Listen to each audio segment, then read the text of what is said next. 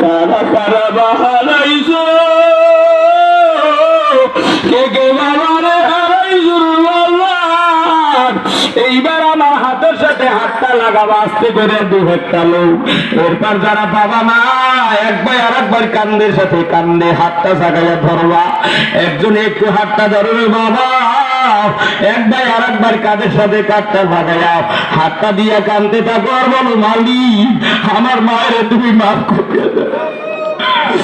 এই মায়ের পেটে কত রাতে দিলাম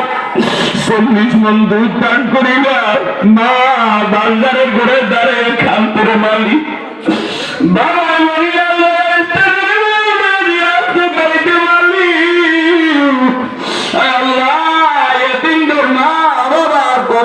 মাদ্রাসার উজিলে জান্নাত দিয়ে দিও ও বাবারা এবার দুইটা হাত আর সেদিকে জাগাও আর সেদিকে জাগাইয়া আমার আল্লাহর নাম করে কইয়া ডাক দিবা আমার মাওলা যেন খুশি হয়ে গেল তুই একটা কইয়া ডাক দাও একবার আর একবার বুকের সাথে বুকটা লাগাও বলো ঈদের ময়দানের মতো একবার আর একবার বুকের সাথে বুকটা লাগাও আর দোয়া নাও ভাই আমি যদি মরিয়া যাই আমার জানা যাই আমি যদি মরিয়া যাই সংবাদটাই আমার জন্য একটু দোয়া করি বসিয়া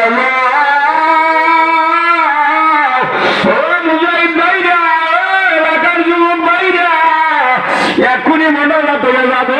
তাড়াতাড়ি বসিয়ে আমার আব্বা জানেরা যুবকেরা আম্মা জানেরা জানলার কিনারে দরজার কিনারে যায় না আমাদের বাড়িতে বসিয়া কে কোন জায়গায় বসে কামতে শুরু বাবা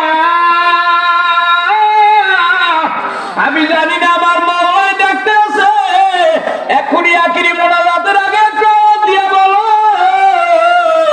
কার কার বাড়ি মা বাবা আছে তারা একটু হাতটা জায়গায় দেখো বাবা বাড়ি যাইয়া মা বাবার হাতটা ধরবাও মা বাবার কবর জিয়ারত করবা তার একটা জোরে আল্লাহ কই আর একটা জোরে ডাক দাও